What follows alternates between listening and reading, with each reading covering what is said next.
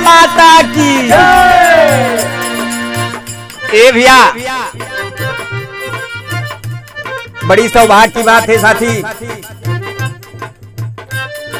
माई के दरबार में भक्त पहुंचल बा।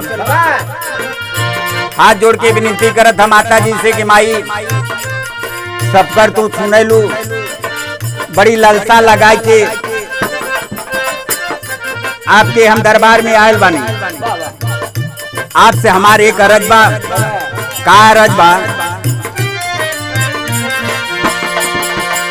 नरियल चुनरी मैया के चढ़त बाय हो, नरियल चुनरे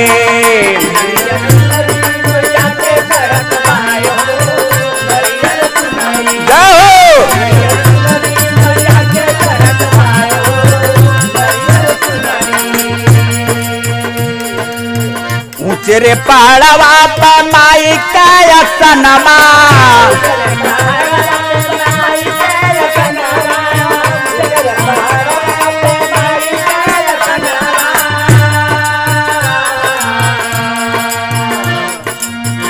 ऊंचे पहाड़वा पे माई का सनामा, घंटा घड़ियाल बाज सजवा सबेरावा।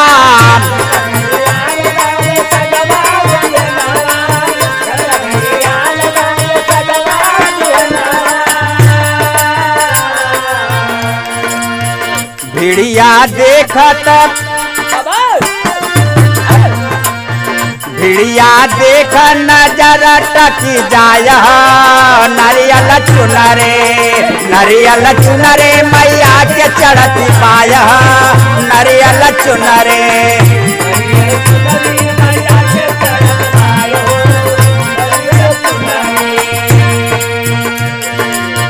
भक्त बतावत है करे माँ, ये जो भीड़ लगी है तेरे दरबार में, ये भीड़ को देख करके हमारी आत्मा कांप जाती है कि माँ का दर्शन होगा कि नहीं होगा। आस लगा के आलबा भक्त कहत बा, रउरे चरनिया में लागल मोरया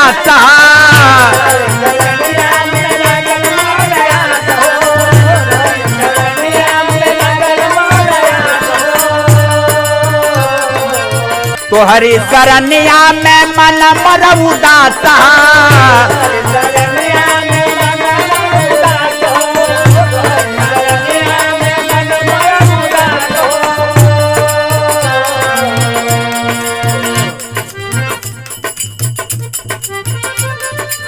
भक्त बतावत हो बड़ी आस लगा करके आया हूँ माँ, लेकिन ये भीड़ देख करके हमें ये विश्वास ना होता कि हम तुम्हार दर्शन कर पाई। झंडा गगन में झंडा गगन ध्वजा लहराया, नरियल चुनरे नरियल चुनरे मैया के चढ़त।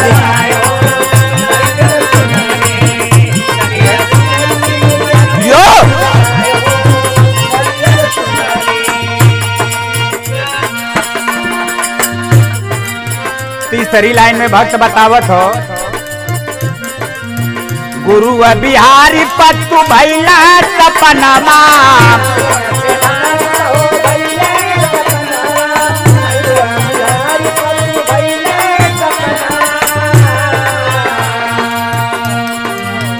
कभी घुर भारी माई सी चला चमनमा,